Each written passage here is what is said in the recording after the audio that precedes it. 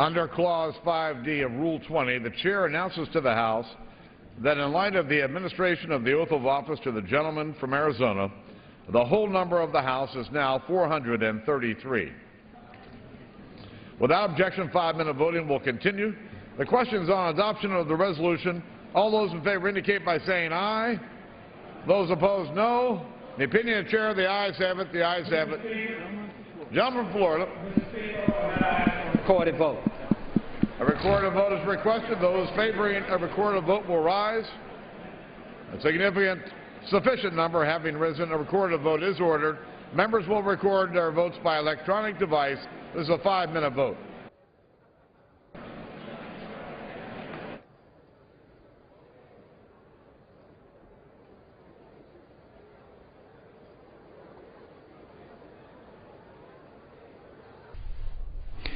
House members swearing in a new member this afternoon. Congressman-elect Ron Barber takes a seat vacated when Arizona Congresswoman Gabrielle Giffords retired earlier this year to recover from wounds suffered after being shot. Mr. Barber won a special election in Arizona's 8th district held last week. Congressman Barber is 66 years old. He's a former staffer to Congresswoman Giffords. He was also injured in that gun attack. In his statement earlier today, he said, "I'm very much looking forward to being able to carry the concerns of the people of southern Arizona directly to the halls of Congress. And also, I deeply appreciate the trust that the voters of Arizona have placed in me, and I'll never forget that this seat that I will hold beginning today is not my seat, but the people's seat." And with his swearing in today, the breakdown in the House is now 242 Republicans, 191 Democrats, totaling 433 members of Congress. Back to voting. This is the second of 2 votes on federal land and water projects. This is a vote on the rule for debate. After this, we expect a general debate and debate on 7 amendments. A little bit later, we could see debate on a motion to instruct House negotiators on reauthorizing highway and surface transportation legislation, which expires at the end of the month.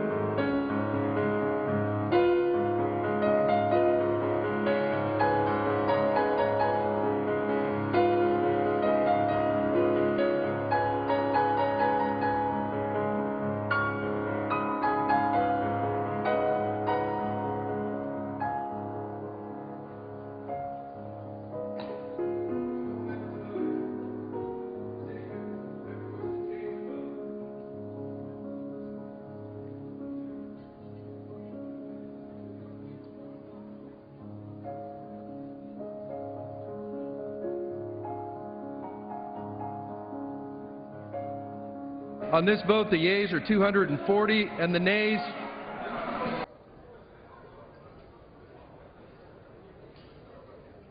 members voted. Mr. Lewis of Georgia.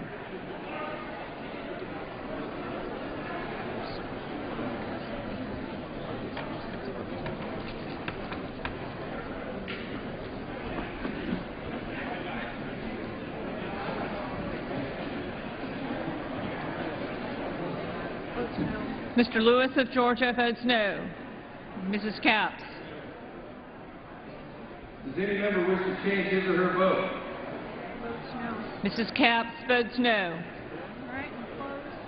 4175. On this vote, the yeas are 240, the nays are 175. The resolution is adopted. Without objection, a motion to reconsider is laid on the table.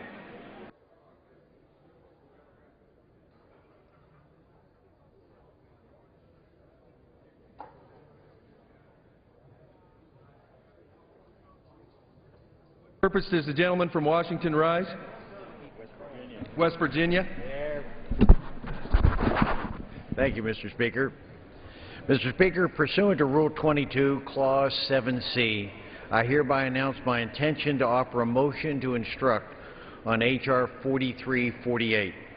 The form of the motion is as follows.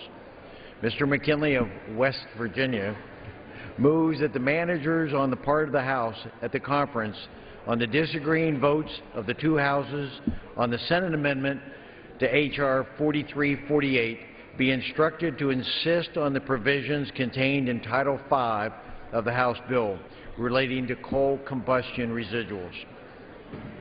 The gentleman's notice will appear in the record and it will indicate that you are from West Virginia. My apologies. Thank you. For what purpose does the gentleman from Washington arise?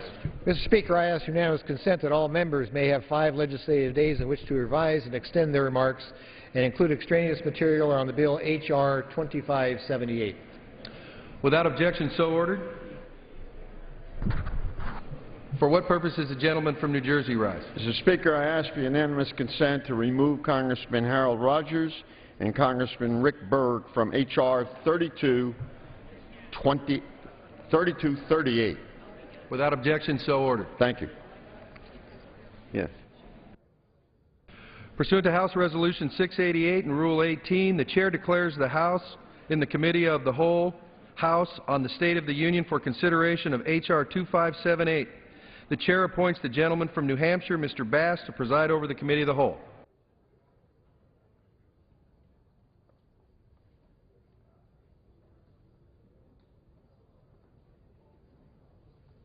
Committee of the Whole House and the State of the Union for consideration of H.R. 2578, which the clerk will report by title. A bill to amend the Wild and Scenic Rivers Act related to a segment of the Lower Merced River in California and for other purposes. Pursuant to the rule, the bill is considered read a first time. The gentleman from Washington, Mr. Hastings, and the gentleman from Massachusetts, Mr. Markey, each will control 45 minutes. The Chair recognizes the gentleman from Washington. The gentleman is right.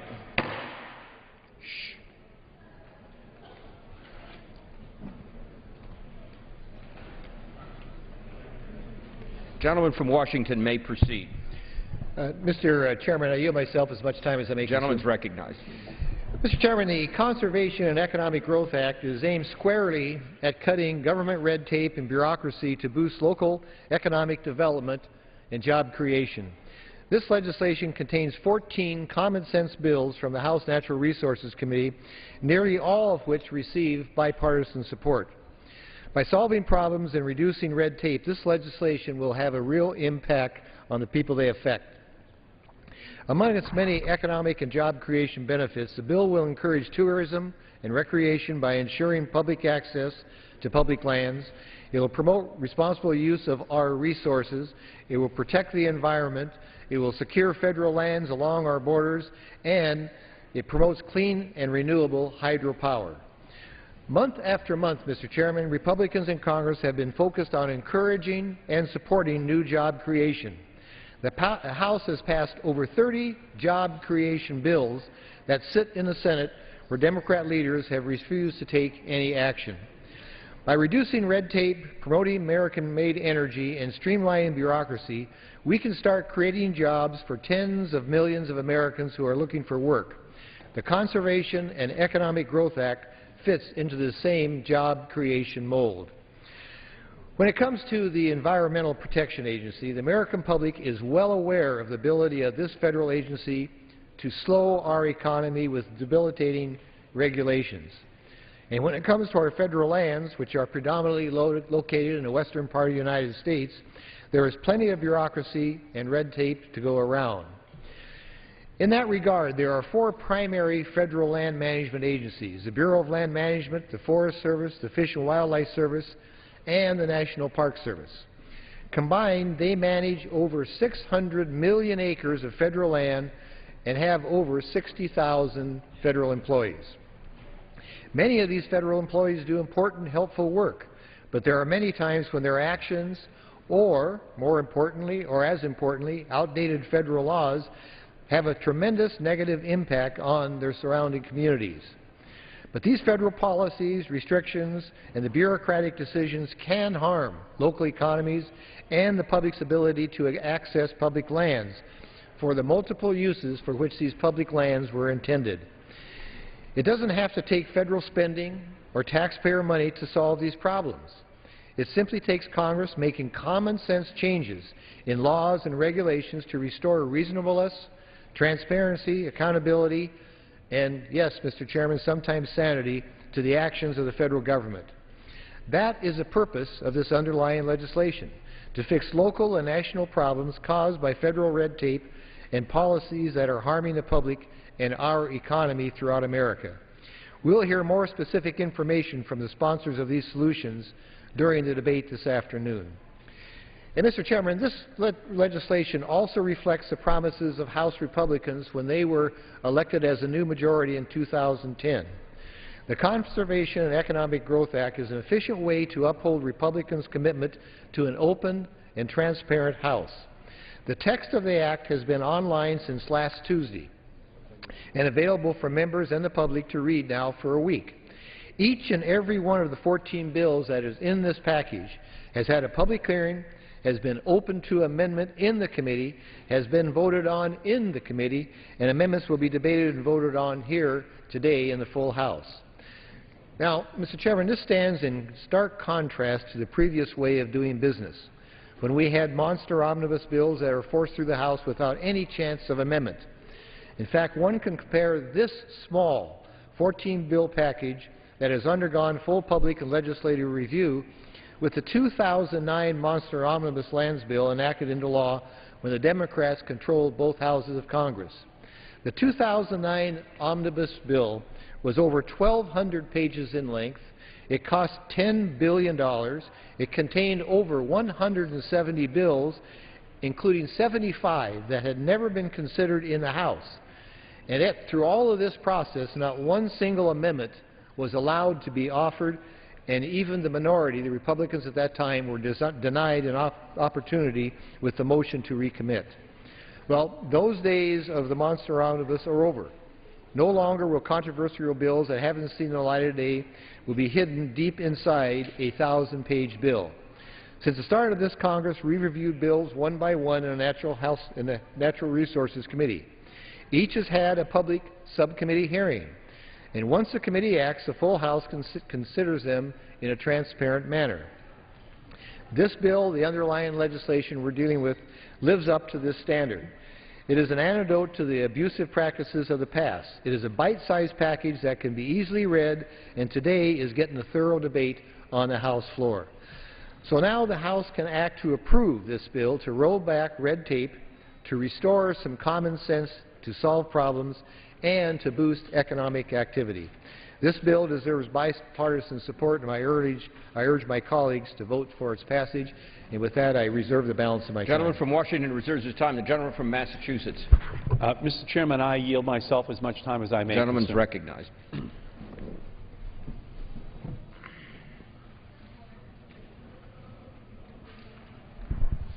Mr. Chairman, ladies and gentlemen of the House, I rise in opposition to H.R. 2578. Now, some of you may recall the old Rod Serling TV show, The Twilight Zone. At the beginning of each episode, Serling would explain that viewers were about to enter another dimension, a dimension not only of sight and sound, but of mind, a journey into a wondrous land of imagination. Next stop, the Twilight Zone. Well, that is very much where we are this week on the House floor. We are truly entering another dimension, a wondrous land of paranoid imagination. Republicans call it the operational control zone, but it is really the drone zone. Submitted for your consideration the following facts. This week, world leaders are gathering in Rio to deal with the threat of global warming. Meanwhile, the majority has us gathered here to address the threat sea lions pose to salmon. Right now, firefighters are working day and night to try to contain wildfire in forests in Colorado and New Mexico. And the majority has us working here to give away old-growth Alaskan forest. We have just 2 weeks before the transportation authorization bill expires and student loan rates double. And what are we doing? We are spending an entire day on a piece of legislation that has zero chance of being enacted into law. It is a package of bad ideas that are largely irrelevant to the real issues facing our nation. Title I of this bill would flood part of a wild and scenic river. Title III of this earmark is to an Alaskan Native corporation that will facilitate clear-cutting of the Tongass National Forest. Titles IV and V appear to create new parks, but include harmful provisions that would cripple the management of these parks. Title VII would authorize the death penalty for sea lions whose only crime is eating fish. Title X would overturn the protections for endangered turtles from being run over by off-road vehicles. Title XI would extend the practice of below-cost grazing on public lands, a bargain basement discount for cattlemen all across this country not paying their fair share, actually being on a type of federal welfare for cattlemen. And unbelievably, Title 14 would create a 100-mile drone zone along our northern and southern borders within which the Border Patrol could suspend 36 environmental laws and seize control of all public land management. Let me spend a moment here talking about what I find to be the most offensive part of this legislation. Title 14. This is the national map. And what the Republicans do here today is they take a 100-mile area all along the northern border of the United States and the southern border of the United States, and they create a new area. And this new area is really a drone zone. And the reason that it's a drone zone is that it allows for 36 health and safety and environmental laws to be overridden, and it would expand the area where the Department of Homeland Security could use drones for surveillance, and allows the Department of Homeland Security to shut down national parks at a moment's notice. So all of a sudden, the Department of Homeland Security can start using drones in this area. Now, when you add up all of the space that is now included, it is equal to the total area of California, Massachusetts, New Hampshire, and Connecticut combined, which will now be in this new special area that has the Department of Homeland Security determining where drones can be used. And as we know, that won't be just for ensuring environmental laws are not being violated. They'll be over this whole area. Now, if you take a look at this map, I understand why the gentleman from Utah introduced this bill. Utah is far away from the Republican drone zone. They're not within 100 miles of the border of the Mexican or Canadian peoples. But what if you live in Maine? Nearly your entire state is in this drone zone. Want to go to Acadia National Park? Better check with the Department of Homeland Security and the Republicans first. Or Minnesota, maybe you want to take a trip up to the Boundary Waters. Well, better check with the Department of Homeland Security and the Republicans first. Or Olympia National Park in Washington State. Better check with the Department of Homeland Security or the Republicans first. Want clean air in the drone zone? Better make sure the Department of Homeland Security and the Republicans haven't exempted the Clean Air Act. Want to drink some water after a long hike? Better make sure the Department of Homeland Security and the Republicans haven't waived the Safe Drinking Water Act. Make no mistakes, this isn't a bill that actually addresses America's immigration issues. Neither the Department of Homeland Security nor its Customs and Border Protection Division support this bill. They don't want this authority. But the Republicans are insisting on giving them this authority. 100 miles in, along the Mexican and Canadian border. The GOP's drone zone bill does not increase resources for border agents, but instead turns over our natural resources to the Department of Homeland Security. Passing this bill does not increase the number of Border Patrol agents, boots on the ground. It just ignores the protections against trampling on sovereign and sacred ground like tribal grave sites. It does not look for a path to citizenship. It tells American families on vacation or just having a picnic that the Department of Homeland Security can kick you off a path at any moment. Under this bill, ranchers and their cattle can be herded away by border agents, jeopardizing their entire ranching operation. Families and visitors to public parks can have their trips canceled, and the water and the air and the land will be left unprotected. Instead of working to pass a DREAM Act to help solve the immigration challenge, House Republicans instead want to create a nightmare scenario at our borders. That's why more than 50 Hispanic and Latino groups have joined with environmental organizations, tribal groups, and organizations representing sportsmen and hunters to oppose the Republican drone zone bill. 50 Hispanic and Latino groups opposing this bill. We might be spending 4 hours here today on the House floor in a legislative twilight zone created by the majority, considering a bill that isn't grounded in reality. But as we do, let us not forget that there are millions of Americans outside of this alternative reality who are trying to make ends meet, trying to keep their families together and safe, and hoping to maintain the environmental protections which make our country great. I urge a no vote on this bill. And I reserve the balance. The gentleman reserves his time. The gentleman from Washington. Thank you, Mr. Chairman. Mr. Chairman, I'm very pleased to yield 3 minutes to the primary sponsor of this legislation, Mr. Denham from California. The gentleman from California is recognized for 3 minutes. Thank you. And first, let me thank the chairman for not only allowing all of these bills to come up, but doing it in a very transparent fashion, allowing debate from both sides of the aisle and amendments from both sides of the aisle. This truly has been a transparent debate, giving the American public a chance to see exactly what we are doing here. But let me talk about this unimaginable place that some of the extremists like to talk about. The unimaginable place I'm talking about is California's Central Valley, where you have twice the national average on unemployment, where some areas of the district are 30 to 40% unemployment.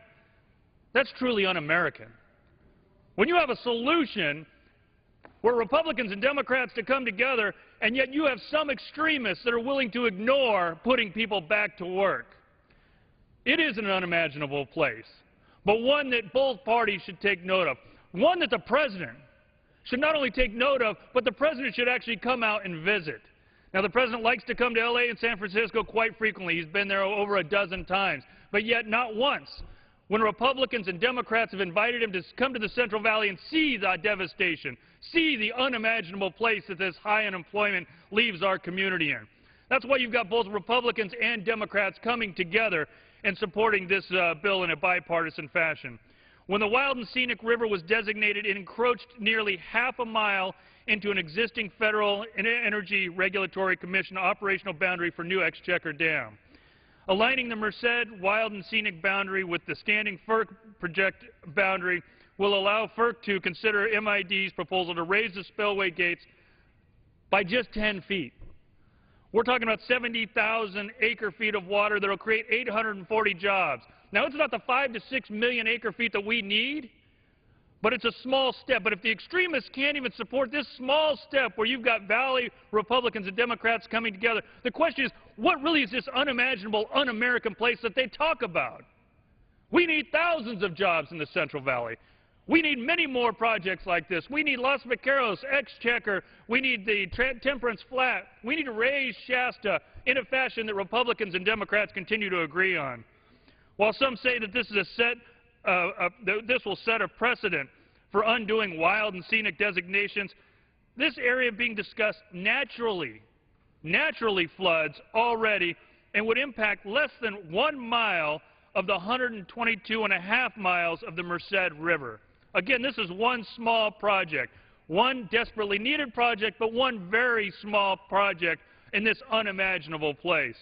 Title I of H.R. 2578 is common sense legislation that will allow for desperately needed storage, again, up to 70,000 acre-feet, which has the potential for generation of an additional 10,000 megawatt of clean, renewable electricity. Why wouldn't we want clean renewable electricity? Hydro is not necessarily the clean energy they like to talk about. Gentlemen, one additional minute. This will also create increased recreation activity in the area and agriculture benefits. Furthermore, if a wild and scenic river designation is made by congressional or administrative action, we should be able to adjust those boundaries, especially if it serves the greater good. Again, this is not the greater good that some like to talk about because they're not focused on the American jobs. They're focused on a small set of criteria that they don't understand in our agriculture areas. To not adjust the boundary because it has never been done before is an inadequate justification. Again, this is a bipartisan bill that has support on both sides of the aisle from members of the Central Valley, and one that was open for public debate, was open for amendments. And again, I'd like to thank the chairman for having such a transparent process. Thank you, and I encourage your support of H.R. 2578, and I yield back the balance of my time. Gentleman's time has expired. The gentleman from Massachusetts. Thank you, Mr. Chairman. I yield 5 minutes to the gentlelady from California, Mr. Napolitano, the chair, the ranking member of the Subcommittee on Water and Power. Gentlelady from California is recognized for 5 minutes. Thank you, Mr. Speaker, and I thank the ranking member on the committee for his allowing me some time.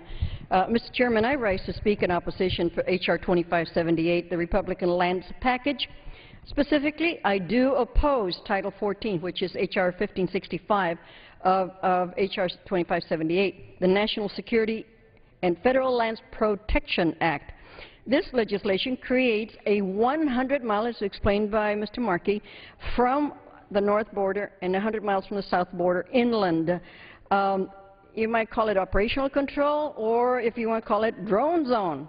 It still weighs over 36 landmark laws to give the Department of Homeland Security complete operational control and immediate access to these lands.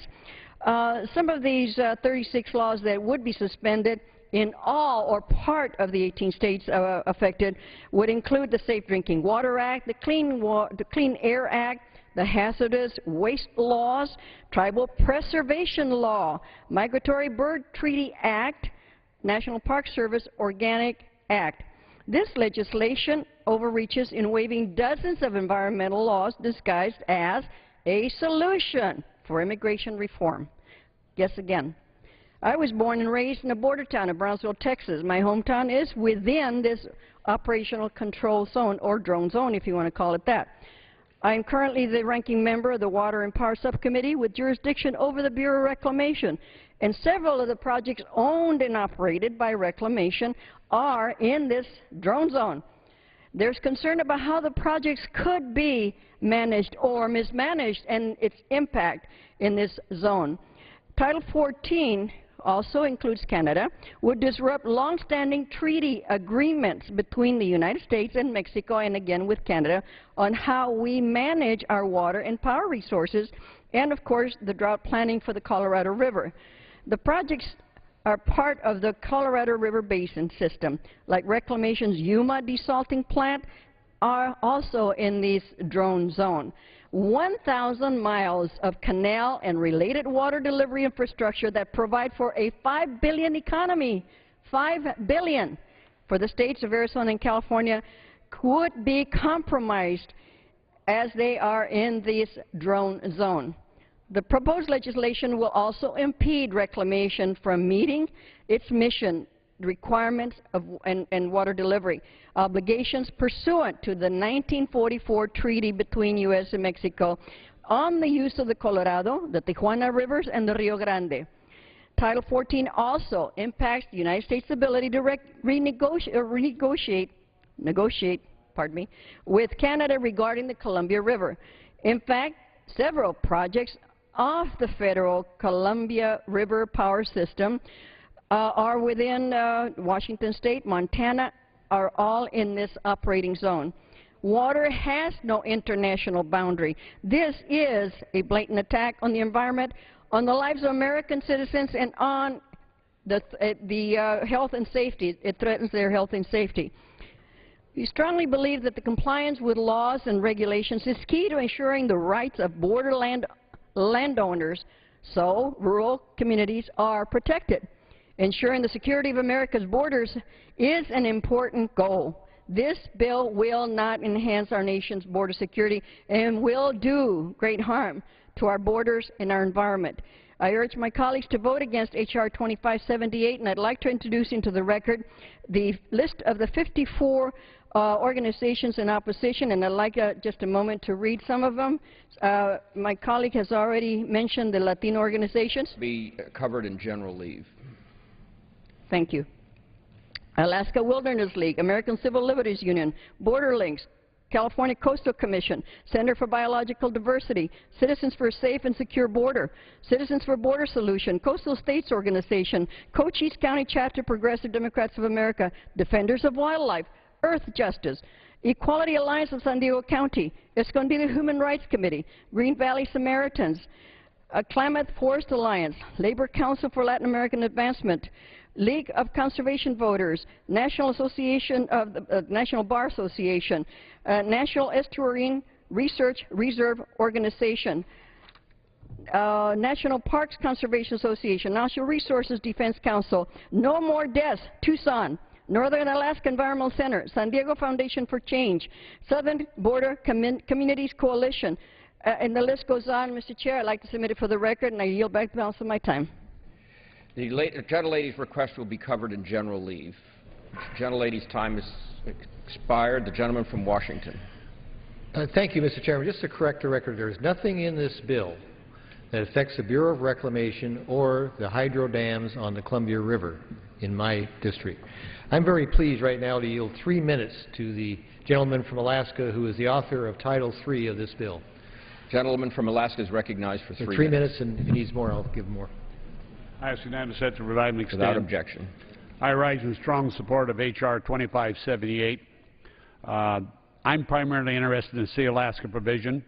It's very important to understand something. Alaska Tonga National Forest is 17 million acres of land. We're asking for 77 million acres of land to be transferred to the Sea Alaska Corporation that's already been cut. There's no old growth timber involved in this. It gets Sea Alaska away from sensitive areas, including municipal watersheds, and onto areas already zoned for timber management on a road system. Exchange lands are near native villages on Prince of Wales Island, where unemployment is about 25%. This bill supports the Forest Service by making Sea Alaska timberlands more accessible to rural and mostly native communities where unemployment is above the 25%.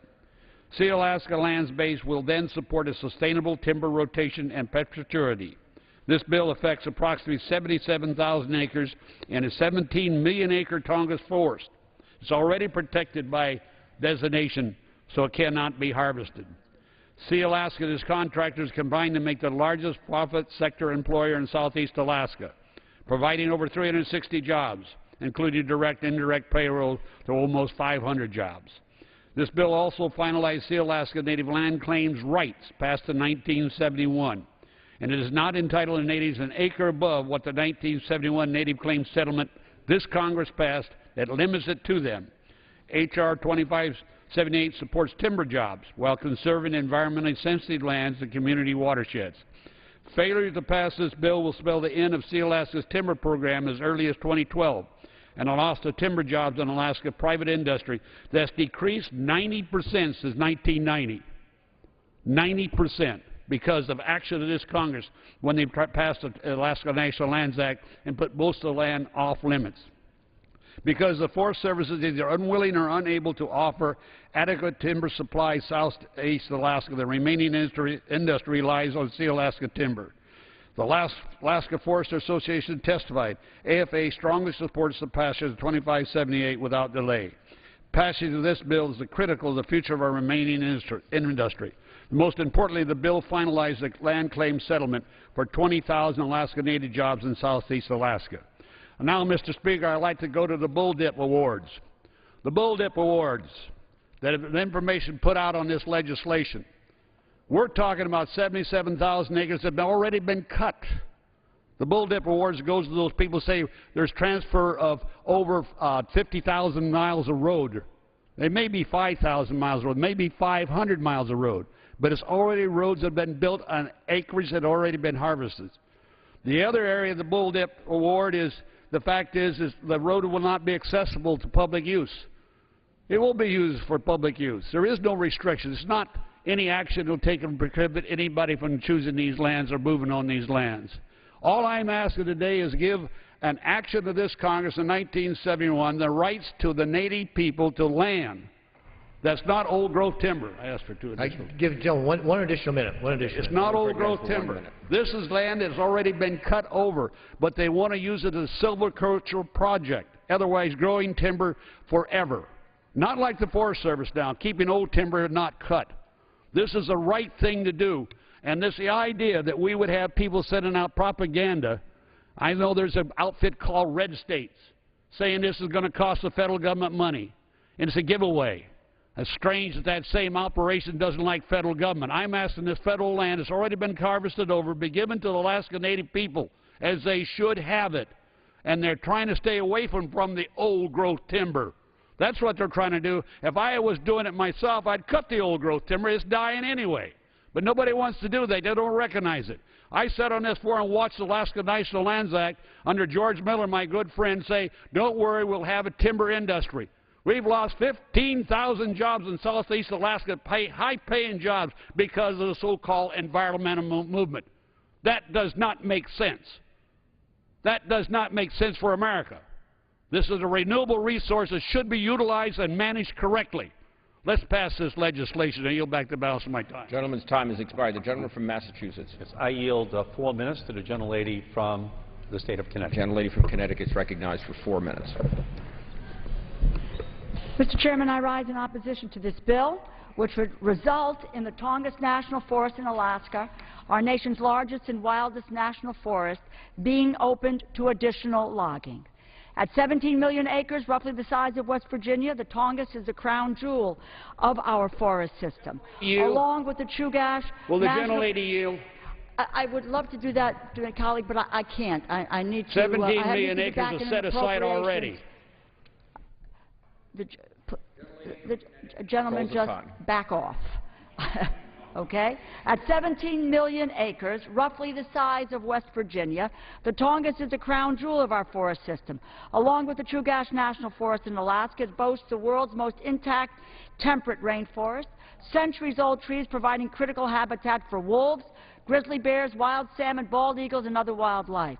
The Tongass is also a vital piece of the tourism industry in Alaska, allowing visitors from around the world to take in a true environmental spectacle.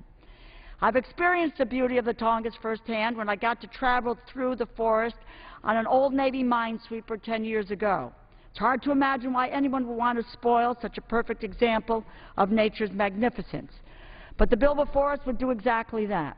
It removes 100,000 acres of some of the most used and visited lands in southeast Alaska from public ownership and gives them to the Silaska Corporation, who plans to clear-cut the vast majority of its land selections for timber.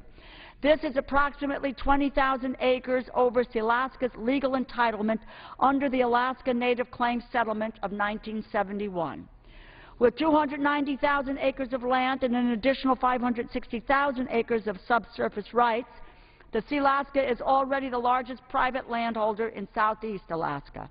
And after 3 decades of extensive and intensive logging, they have left a legacy of expansive clear-cuts of the lands they already own. If this bill passes, they will do the same to some of the most biologically and culturally valuable lands within the Tongass. Over the last 50 years, this national forest has already lost 550,000 acres of old-growth trees and been marked by 5,000 miles of logging roads. This bill further threatens what is left of this national forest. It also endangers the economy of southeast Alaska by privatizing lands and waters that are used by guides and commercial fishermen. Industries that employ over 17,000 men and women, 20% of the Alaskans in the region. The Forest Service currently manages these lands for multiple uses and has announced a transition plan to ensure a sustainable future for the Tongass.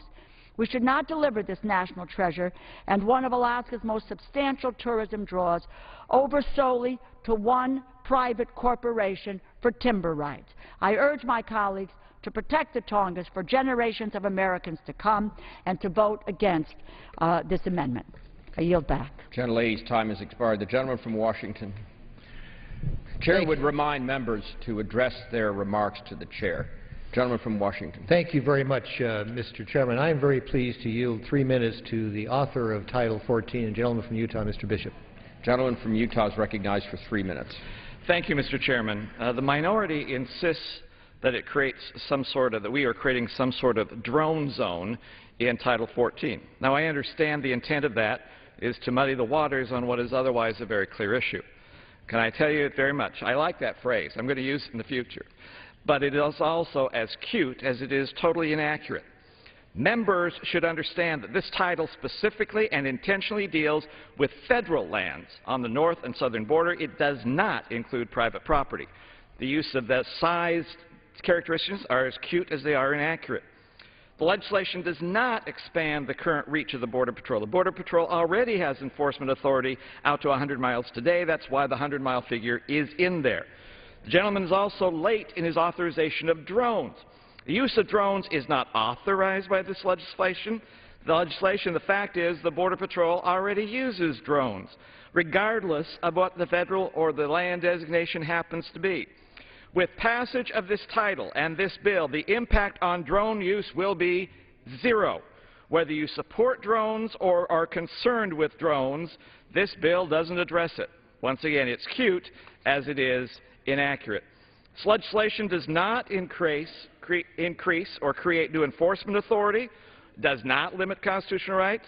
The only source of this bill, this title, is to allow the Border Patrol to have on federal property the same rights they exercise on state and private property.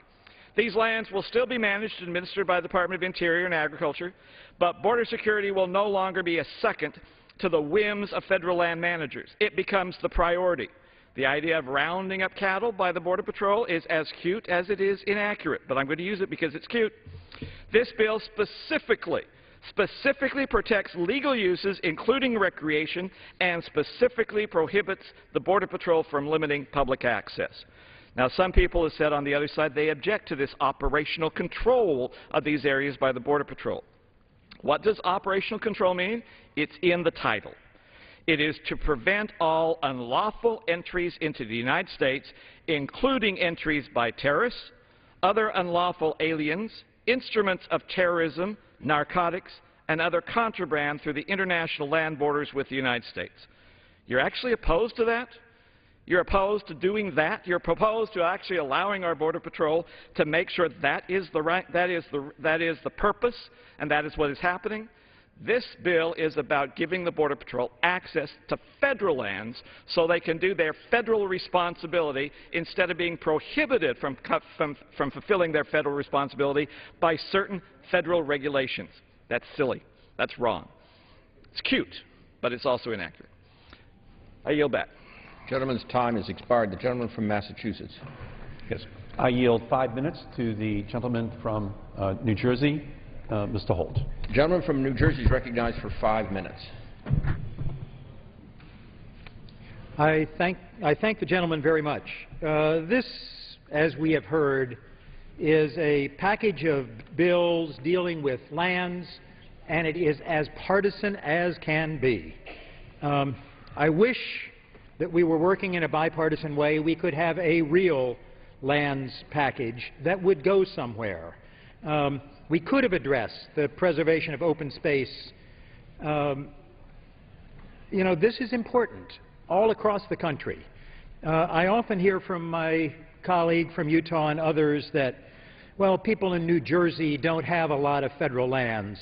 Let me tell you, this is important for people in New Jersey and every one of the other 49 states and in the territories of the United States. My constituents who live in the most densely populated state in the Union have demonstrated again and again their support for open space preservation, for fighting sprawl, for providing for their kids and their kids' kids with safe places to experience the outdoors.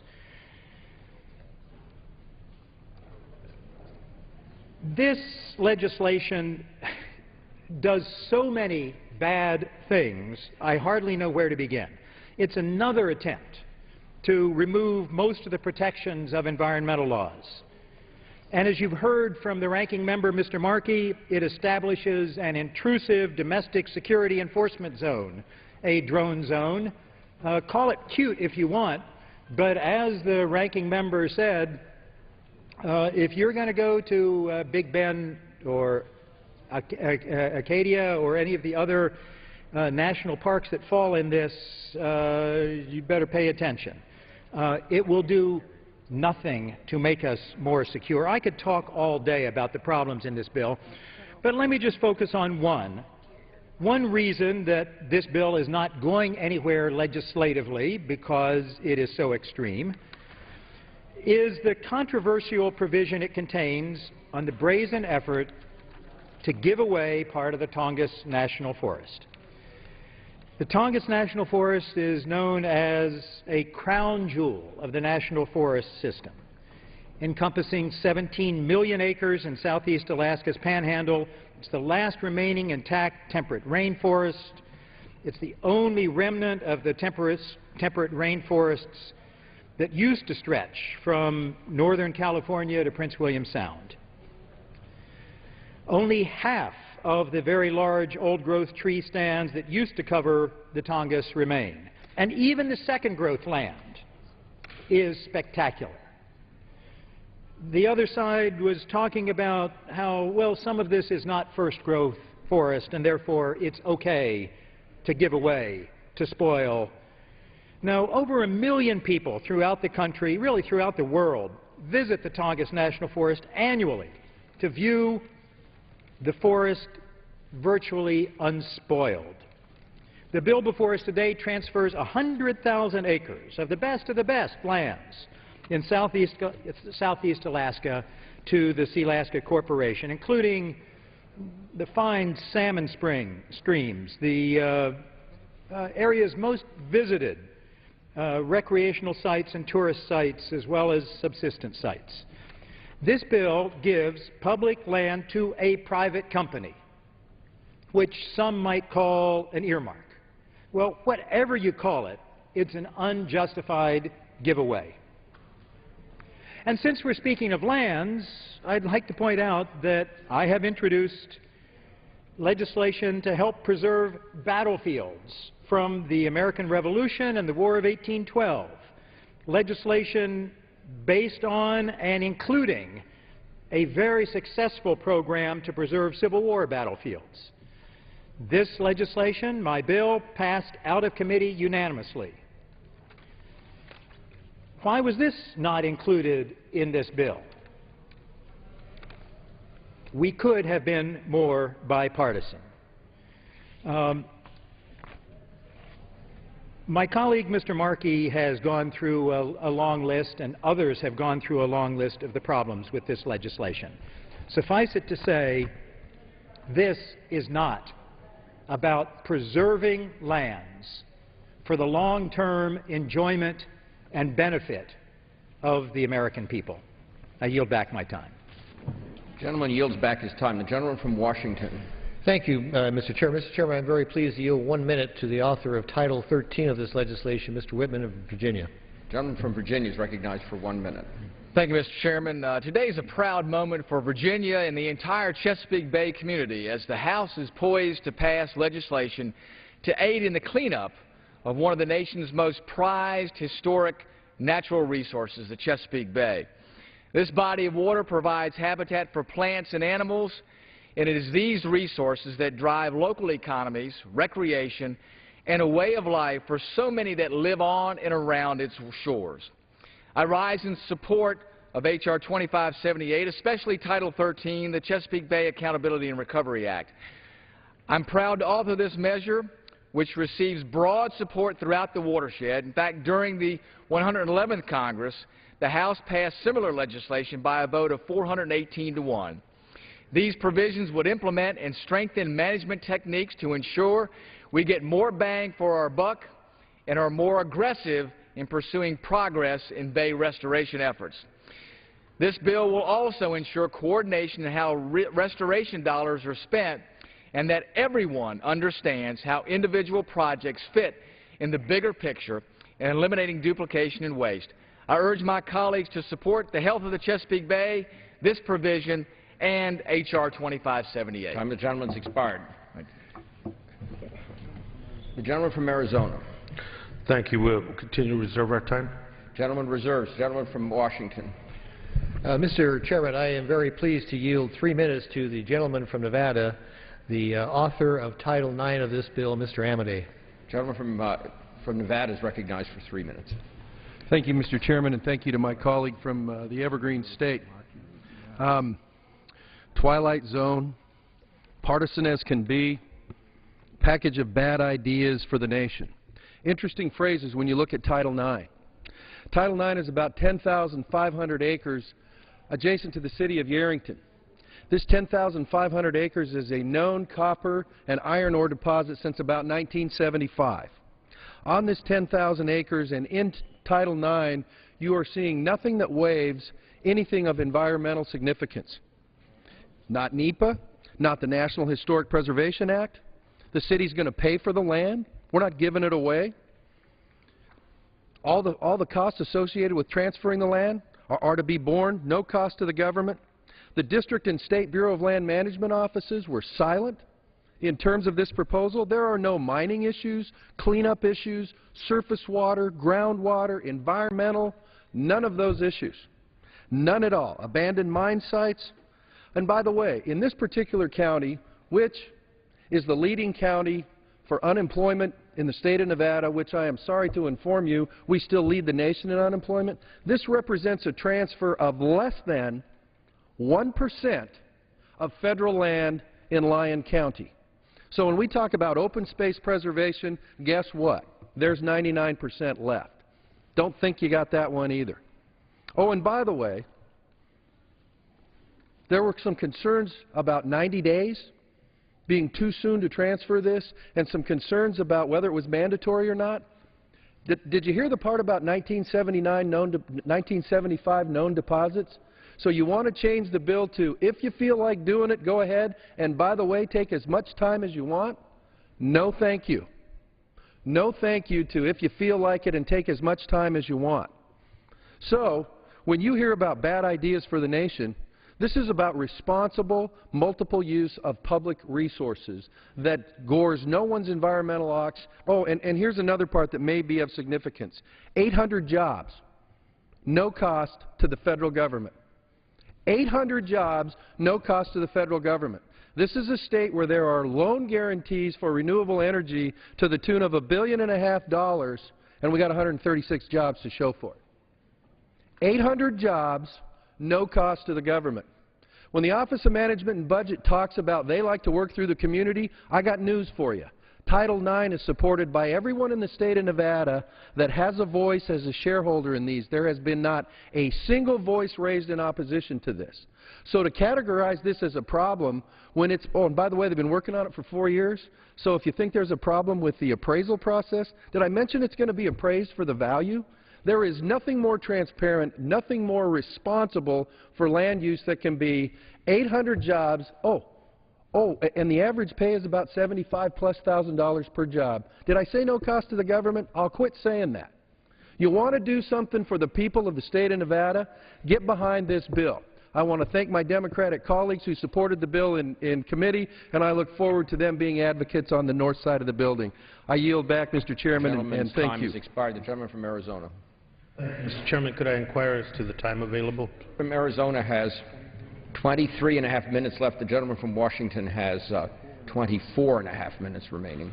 Thank you, Mr. Chairman. Continue to reserve. Gentleman from Arizona reserves. Gentleman from Washington. Thank you, Mr. Chairman. Mr. Chairman, I'm pleased to yield 3 minutes to the gentleman from Texas, the author of Title V of this bill, Mr. Flores. The gentleman from Texas is recognized for 3 minutes. Mr. Chairman, I rise today in support of H.R. 2578. Title V of this bill incorporates by legislation H.R. 1545 and would recognize and establish the Waco Mammoth site as a national monument. In 1978, Waco residents Paul Barron and Eddie Buffkin were out looking for arrowheads and fossils along the Bosque River. During their journey, they happened to come across a large bone protruding from the earth. Realizing the possible significance of this discovery, Mr. Barron and Mr. Buffkin immediately took the bone to the Strucker Museum at Baylor University for further analysis. Over a period of nearly 30 years following their discovery, crews of paleontological and archaeological experts, scientists, and volunteers slowly excavated this lost world, eventually unearthing more than 24 mammoths and other artifacts. In 2006, the Waco Mammoth Foundation, a nonprofit organization of local citizens, helped make the site a public park. The City of Waco and Baylor University have been working together since to protect the site and to develop further research and educational opportunities at the site. This legislation will recognize the unique discovery of an extinct species while providing education and enjoyment for families and students visiting from all over the country and throughout the world and benefiting future generations for many years to come. A special resource study on the Waco Mammoth site was conducted by the National Park Service and was completed in 2008. This study concluded that the site possesses national significant resources, is a suitable addition to the system, and would be a feasible addition to the system. The study cites an appropriateness to investigate a partnership arrangement between the City of Waco, Baylor University, and the NPS. Given our current fiscal situation, the legislation included in this title has been drafted to provide national recognition that the site deserves without adding additional burdens to the federal budget or to the backlog at the NPS. I urge my colleagues to support this bill, which will establish the Waco Mammoth National Monument and give this Central Texas treasure the national recognition it deserves, all at no cost to hardworking American taxpayers. As I close, I ask unanimous consent to insert into the record a letter from the City of Waco in support of Title V of this bill. Gentleman's request will be covered under general leave. Thank you, and I yield back the balance of my time. Gentleman yields back. The gentleman from Arizona.